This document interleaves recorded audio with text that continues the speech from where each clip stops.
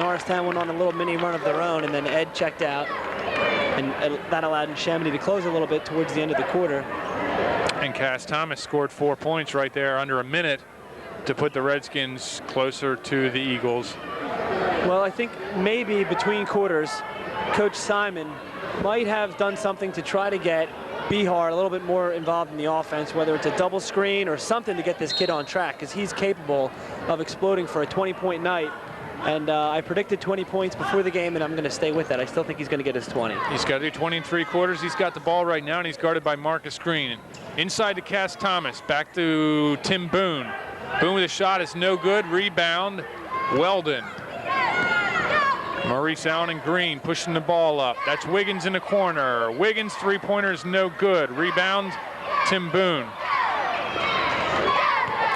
And there's Bihar with the ball. Yet to score a basket for the Redskins. Bounce pass to Lippincott.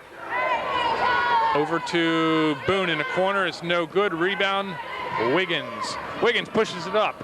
Fast-paced game here for the Eagles. He decides to dish it off to Marcus Green. Green drives the lane, dishes off to Wiggins. Peace of mind to do that, and there's going to be a foul on the floor. So far collectively, Norristown as a team has just been too much for Neshaminy to try to handle on the boards. They've got all four guys, pretty much except for Marcus Green, crashing, and if they're not bringing the ball down, they're at least tipping it to one of the other players, and that has been a great benefit for the Eagles so far tonight. Bihar takes a seat, and Antoine Lovelace is back for the Redskins. One thing I'm noticing is Marcus Green is creating his own highlight film as he's driving the lane, drawing a double coverage and then dishing off to one of his teammates, and that's a quality move there. It is, and it's definitely going to plant a seed in the back of the mind of these players for the rest of tonight, and any coaches who are scouting tonight that, hey, watch out for this guy cutting through the lane. He's dangerous. Wiggins' shot goes away. Weldon gets the rebound and passes back to Green, who gets to Moore and back to Green. Eddie Moore posting up at the top of the key. Passes to Weldon. Weldon drives the baseline, looking for a foul. It's nothing there, but he scores a basket. A lot of bodies colliding down there. Nice strong move by Weldon going straight to the basket. Having trouble getting it across half court. They get it to Lippincott. Back to Thomas. Number 14, that's, I don't have number 14 on the docket here. Lippincott inside, nothing there.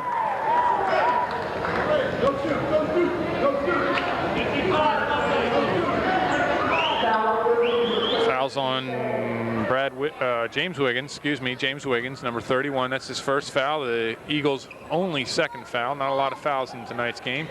Number 14 for the Redskins, our unidentified man. John Doe. John Doe, number 1. Maybe we can get a scouting report on him from our helper back here.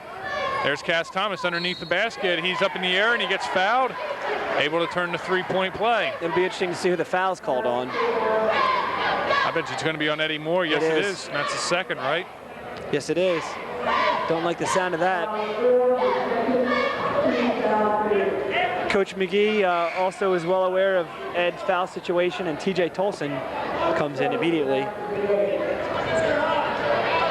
Ed with his hands up in front of himself, kind of trying to defend his position in what happened to the coaching staff at Norristown. But the black and white have the final say as Cass Thomas goes to the line. Thomas' shot is short, and so is the rebound from Norristown as Neshaminy, who takes over and has another scoring opportunity. Lippincott inside. Triple teamed, and he still scores the basket. And we're tied, 18-18. Maurice Allen driving the lane, traveling, tried to baseline, but he didn't get anything. One too many steps for Maurice. It was a nice baseline move. He was trying to get a pass off, and landed his foot down before he could release the ball, and the referee was right there to make the call. Cass Thomas ahead to, Lovelace ahead to Thomas. There's John Doe. Nice pick by Marcus Green. Patented move by Marcus Green. Dishes off to Maurice Allen. Maurice Allen gets clubbed and no foul, and he goes right to the referee for the look. Sometimes Norristown moves too quickly for the refs to even register what's going on, but they certainly didn't have a hard time calling the foul at the other end. Coach McGee is desperately calling for a timeout. I think it's more of he wants to talk to the referee than talk to his players. A couple fouls going the wrong way there. You're absolutely right. There goes Coach McGee right into the face of the ref. Coach McGee's just about to point the finger at the referee, puts his hands behind his back. That's an experienced coach settling himself down. Coach McGee has been at this basketball coaching job for a long time here at Norristown, as well as at St. Pius X up in Pottstown. The ref is just explaining his position, saying, hey, listen, I call him as I see him. I'm not in it for one team or the other to win. I'm going to call him as I see him for both sides. Oh, we have to check his high school record. Maybe he's a Neshaminy graduate. We don't know. Maybe he wore a red uniform at one time. Side note for the evening, Neil, girls had a game tonight. That's right. I'm sorry. I'm falling asleep over here. And they beat Neshaminy 49-44 behind Jackie Cresswell's 15 points. So we congratulate the girls team. Definite turnaround the second half of the season for the girls.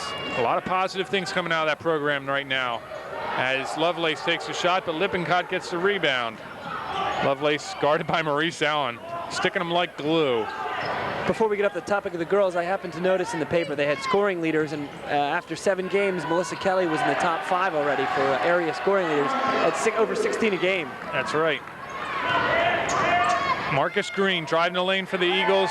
Easy 2 points for him. Speaking of point guards, there goes Marcus Green. That's right.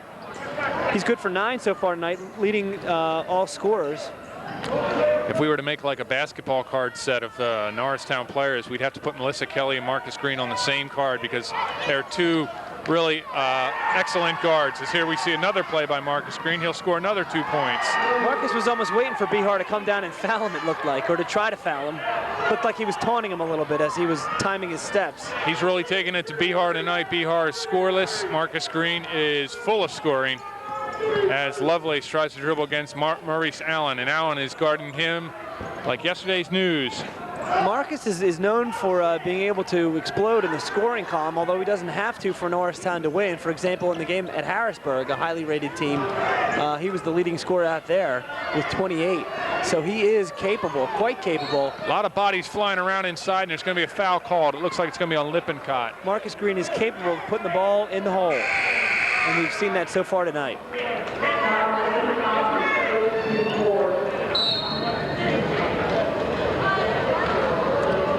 Timeout here called by Neshaminy. They trail the Norristown Eagles by 2 right now. It's 22-20. And looking ahead on the Eagles' schedule, they have 5 games left. CB West, William Tennant, Penn Ridge, CB East, and then Abington on February 10th.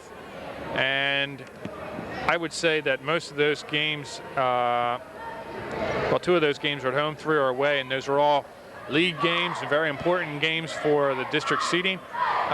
Can you fill us in a little bit about the district seeding, John, how we're going to fare as far as seeding for the playoffs?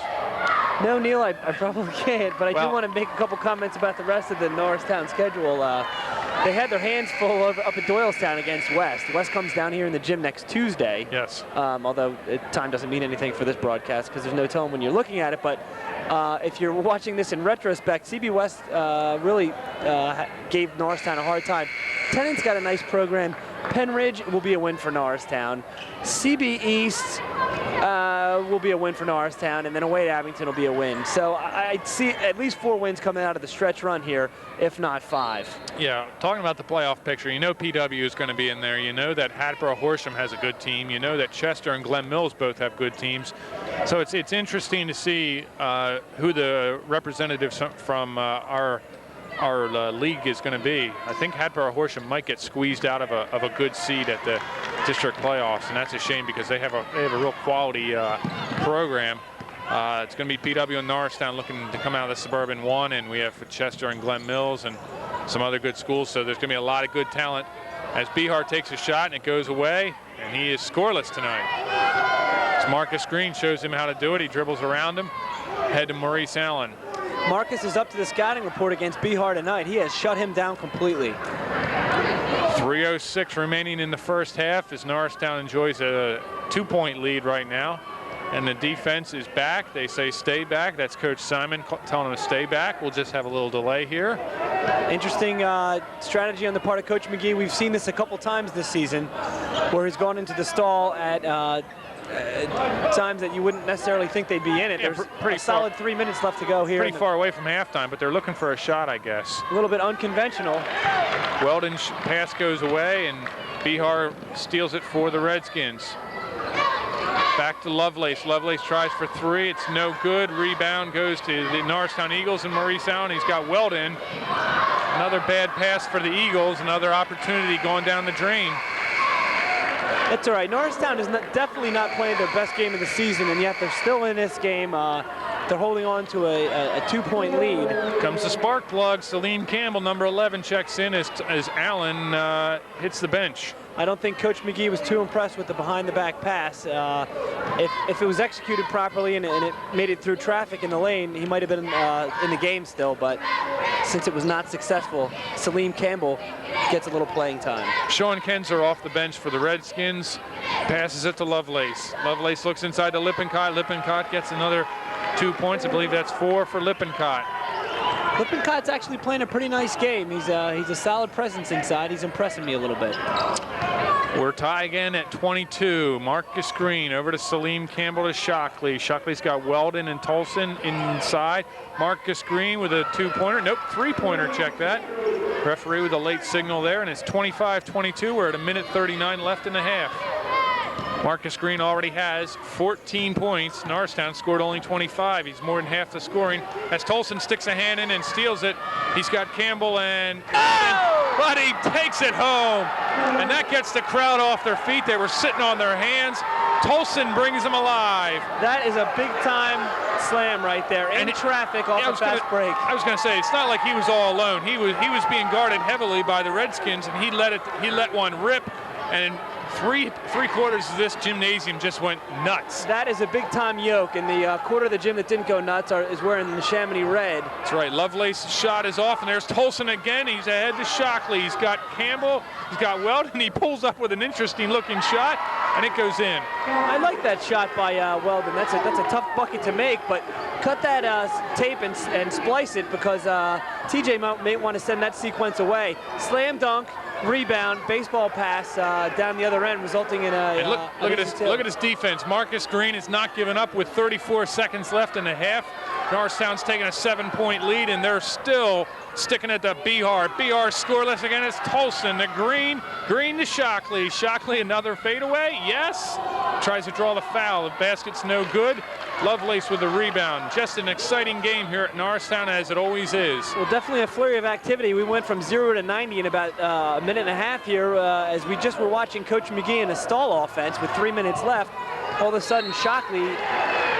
5-second violation against Lovelace, and he's not too happy with it. He struts down the court, and Salim Campbell smiles. He knows he did his job. Well, TJ Tolson had other offensive strategies in mind from Coach McGee's stall game, and he put a big exclamation point on the end of the half here for the Eagles. Marcus Green, 4 seconds to go. He still has a chance. Shockley with a 3-pointer. It's no good. Norristown surges right there in the last 3 minutes, and they take a 7-point lead into the locker room. 29-22, Norristown lead. And so far, it's been the Marcus Green show. He's been doing everything: stealing, defense, passing, and scoring. He has 14 points, including a 3-pointer right off the get-go. And Norristown using a little defense to put it to the Redskins. Big plays there by TJ Tolson, and including a slam dunk that brought the crowd alive. Yeah, absolutely. Marcus Green had 2 3-pointers in that half. Another nice sign was that Ed Moore's playing a nice all-around game, grabbing some boards. He's only got 4 points, but he's got a couple blocks, couple boards. Ryan Shockley had a nice basket at the end. TJ Tolson, of course, the exclamation point towards the end of the half. Brad Weldon chipped in with 2, but you see a lot of guys playing some good defense, forcing some turnovers. If they finished off a couple more of these fast breaks, the game wouldn't be a 7-point game right now. It would probably be like a 15-point game, and it'll be a little bit more at hand for Norristown. That's right. Norristown outscored Neshaminy 13-8 in that second quarter. Bihar has been quiet. He has not scored any points, although he's been controlling the ball for the Redskins. Lippincott, however, has impressed us. He has probably 6 points in tonight's game, along with Cass Thomas and 4. Antoine Lovelace is also in the scoring column for the Redskins, and we'll be back with the second half right after this.